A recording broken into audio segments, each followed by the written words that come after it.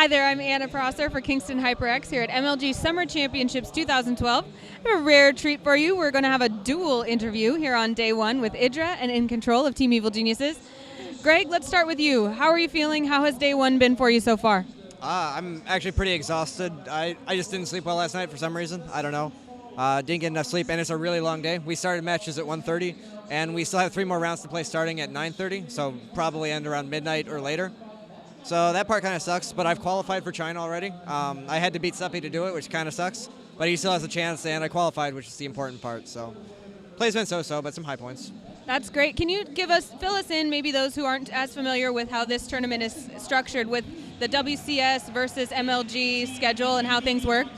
Yeah, WCS, there's separate events. WCS is the Blizzard run kind of Olympics of StarCraft 2. It goes national to to continental to international. This is the continental for NA, and I've qualified for international now. And then alongside that, we just have the regular MLG. So we're actually playing 2 tournaments in one weekend, which is pretty ridiculous bracket or scheduling. We have a lot of matches to play. I wasn't going to play MLG, but then I got seeded into the 5th round because of points, because other people dropped out. So I'm going to play that now just because there was less matches, but still really tough, and WCS is my focus. And Jeff, you're focused just on MLG this time. Can you tell us how your day one has gone so far? Focus is a nice way of putting it. I played 1 round so far. He was a really nice guy. He was mid-masters, 1-2-0. So I don't know. I think the most important part for me was that I felt good, and I hope to do a lot better this time around. Of course, unfortunately for him, it's really easy to play against a player that's not very good and not experienced. The nerves really start kicking in when you play a really good player. So I'm kind of trying to keep myself really calm and hopefully ride that good feeling through a good player. I know that you've talked a lot about keeping your mind right, being in the right emotional, mental state for this. What have you been doing to prepare in order to do that this time?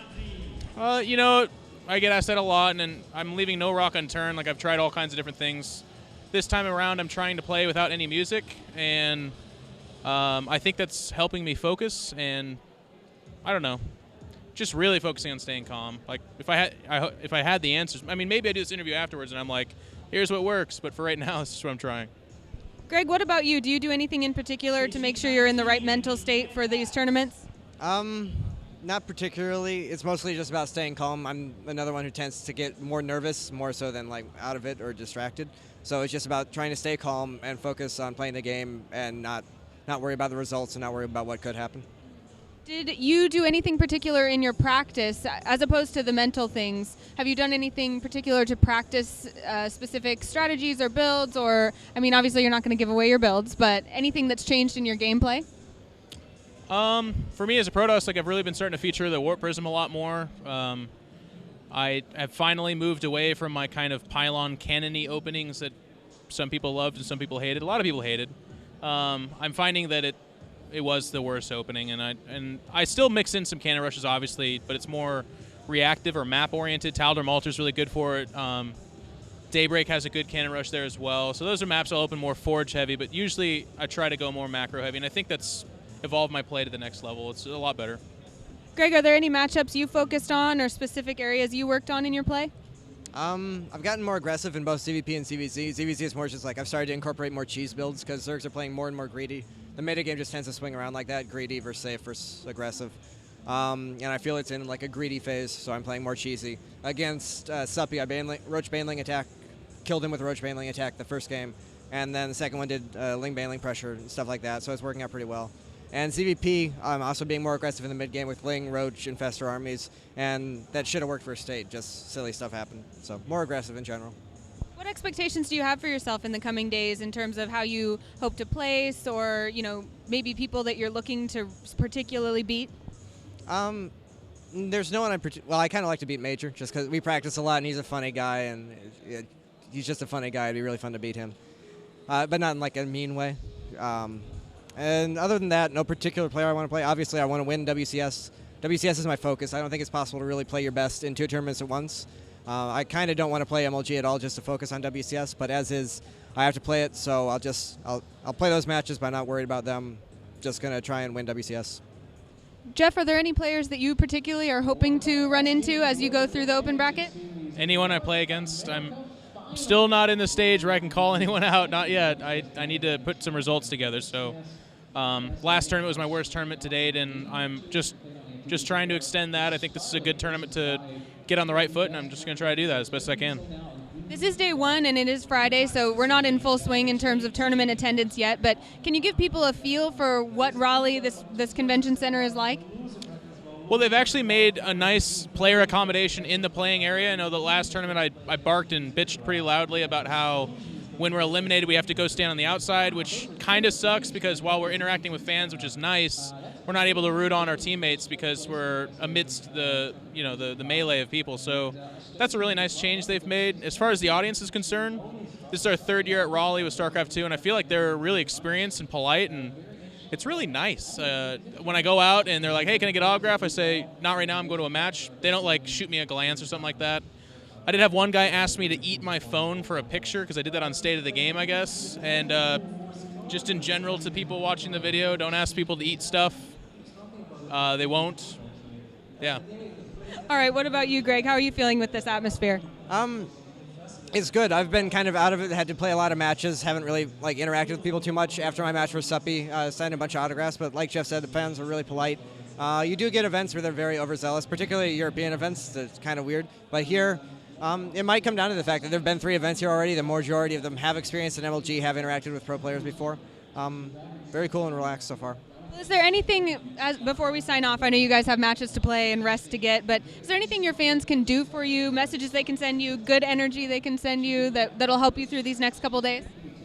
Well, I'm trying to read the forums a lot less, especially when I'm competing, because as many good people and nice people as there are out there, it just takes 1 or 2 bad comments to kind of put you in a negative vibe. So as much as I say that, I still check my Twitter, and because there's updates and results on there. And I've been getting really nice messages, which is really, really, it's just awesome. I think on the one hand, I finally banned the 1,000 people that were following me that just wanted to say mean stuff.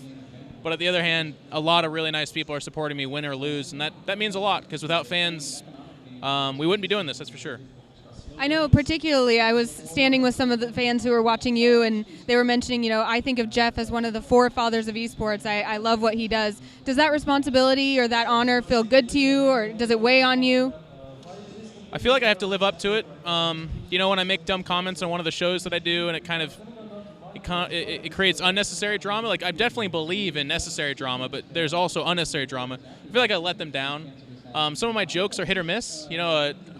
I always blur the line of what's appropriate, what's not, and sometimes I reflect on it and I look at it and I'm like, well, do I really want that to be who I am? So I guess at the end of the day, what I'm trying to say is it's a way for me to constantly measure myself and where I'm going. If nobody cared how I acted, don't really care what I say, then I wouldn't have that responsibility, and I feel like I'd be less attached to the community. But as it is, I honor that and hopefully live up to it. And what about you, Greg? What can your fans do? What kind of messages or energy can they send you to keep you in good spirits in the next couple days? Just any kind of support's appreciated. Anyone who's out here at the event, just come up, say hi, say that, they appreciate what you do. That's really, really supportive. Anything positive, really. Nothing in specific. So you enjoy it when fans come up and give you those encouraging messages, or would you say in general it's more a good idea to just stay away until you're done with your matches? Well, after I lose, I'm usually not in the best spirits, so that's not the best time. But other than that, yeah. Great. Well, like I said, we'll let you guys go, but is there any shout-outs you'd like to give before we do? It's our first tournament live representing our new sponsor, Raidcall, and we're really appreciative of that. Also, we know that the Intel processors are being used in these computers, and we're really excited about that.